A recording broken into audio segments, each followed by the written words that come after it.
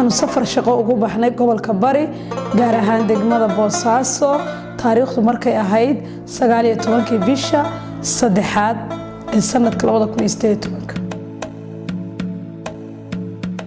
ujeedada iyo hadafka aan u tagnay gobolka Bari gaar ahaan degmada Boosaaso ee ugu waaweyn waxay ahayd inaan halka ka soo furno guriga safe house-ka ee guriga lagu daryeelayo ama lagu xanaaneynayo caruuraha yaryar ee socotada ee tahriibta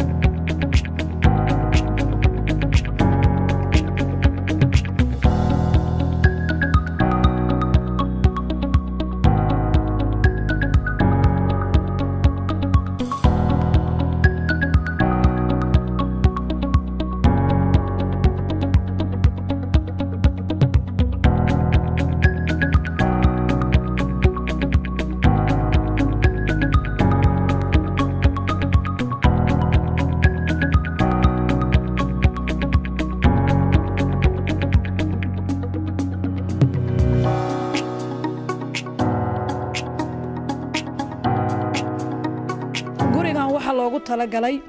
oo hadafkiisu yahay in caruurta dayacan lagu xanaaneeyo caruurta dayacan ee lagu xanaaneynayo waa kuwee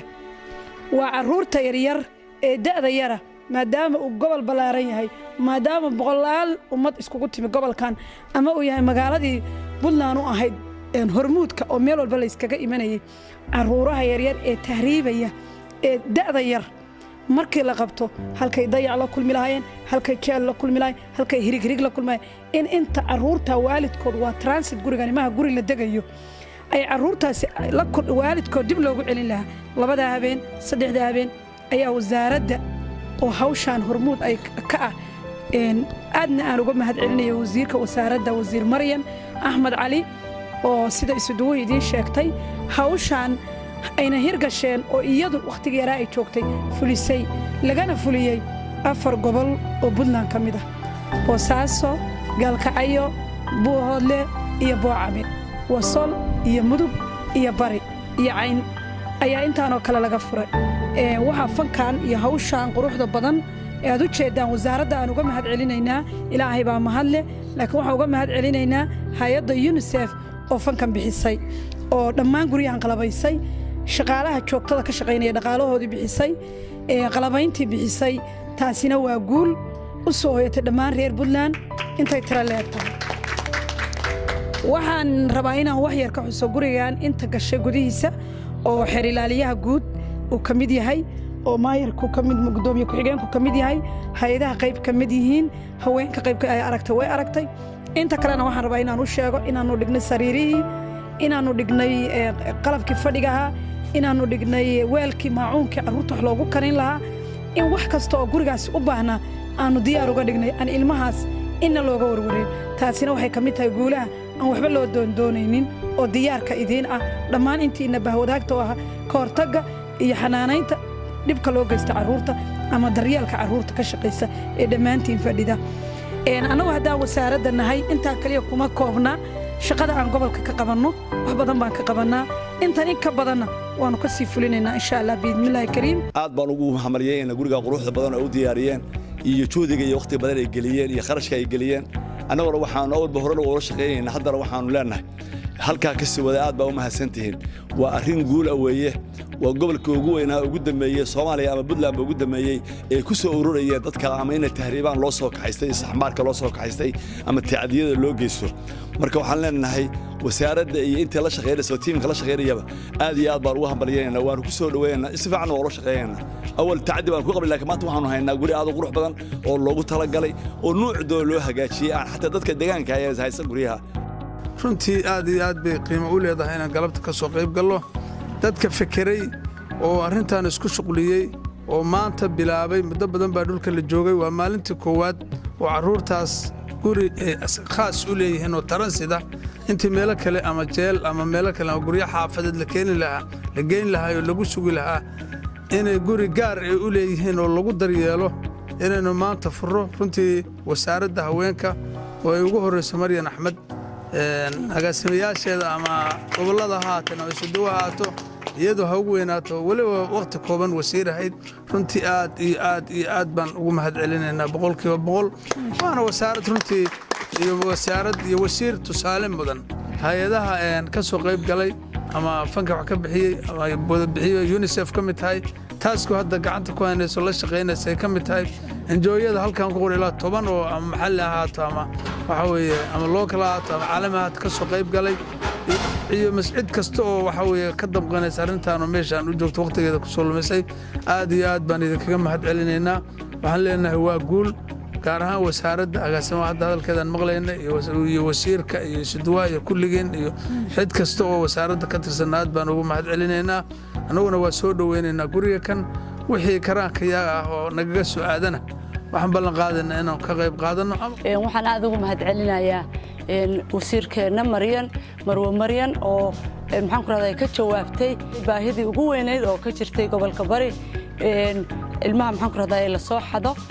ilmaha laga ganacsado ilmaha tahriiba dhamaantood oo dhibaato aan ku qabnay maxaan ku raadayay meesha la geyn lahaa maxaan ku raadayay iyo sidii loo hayn lahaa arrintaas oo wasiirku aan markii ugu horeysay aan ula tagnaba ay markii ugu horeysay ka jawaabtay iyadoo waqti yar kooban joogtay aad baan uga mahadcelinaynaa waxaan leenahay ilaahay khayr ha siiyo barnaamijkan gurigan waxa garanaya waxa la yiraahdaa qofka dhibka uu soo maray baa wax laga weydiiyaa inta sano aan hawshan raadinaynay dadka markii la helo ilmaha dhibka kaliya maahan waxa hay'adaha kaliya taabanaya saldhigu ka soo bilaabanayay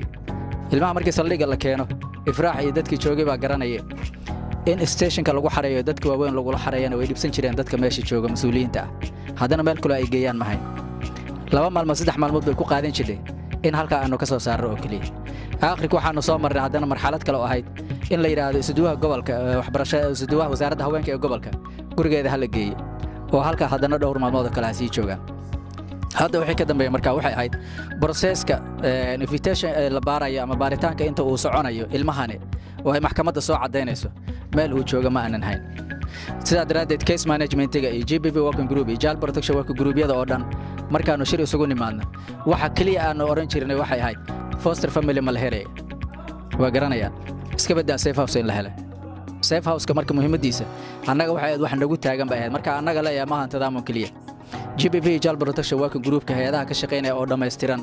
waxay aad meel dhibaato oo aan dareemaynay bay ahayd waxa kale oo dareemaya xilaaladaha gobolka kuwa saldhiga dareemaya maxkamadda dareemaysa wasaaradda haweenka dhamaan intaas oo dhan marka waxaanu raadinaynay sidee looga bixi karaa aakhirka waxaanu ku guuleysanay in 4 magaalo ay hadda ay ladan sheegtay aan u helno safe house sababta 4 magaalo loo doortayna waxay ahayd waxa lagu bees gareeyay waxa la yiraahdo children on move carruurta tahriibka ah ee soconaya meelaha ay ka baxaan oo transit-kana waxa ugu badan baa la yiraahdaa Boosaaso iyo Gaalkacyo Buuhoodle iyo Tukarraq iyadana way jireen awal iyo Boocama transit-ka halkaas waa la maraa 4 marka waxa loo doortay waa sida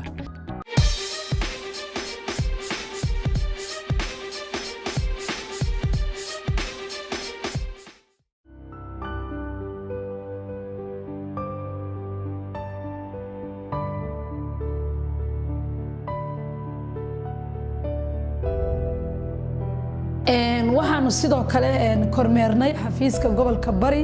ee degmada Boosaaso dhammaan waxaan kula la yeelanay shaqaalihii waxaan waraysi la yeelanay isuduwihii waxaan halkaas ka socotay shaqo xawli ah oo ah haday noqoto in haweenkii loogu khidmadeynayay sidii loo garab istaagi lahaa golihii deegaanka oo markaa carcartiisu socotay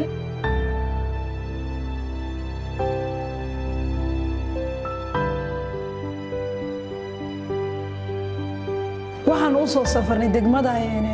Armo ee gobolka Bari intii aan halka joognay waxaan kula kulannay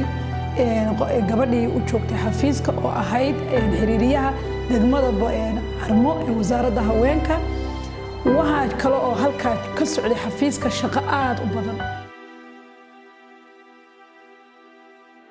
shaqada hadda socoto DRC waana la soo xiriireen waxay 300 oo qof oo dumar ah oo isugu jirta dadka jilicsan iyo dadka ka yimi abaaraha si iyo conflictiga oo kale dhibaatooyinka meesha ka dhacaanin dadka ka yimi ayaan u sameeynaa wax yar oo la dhaho dabka baa loo shidayaa $70 la siinayaa bil walba marka dadkii waa soo qornay ka wasaarad ahaan ayaan doorkeegana door muhiim ayaan ku lahayn kow markii ay imaanayeen waa noo timi hay'adu xafiiskeena aan ku qaabilnay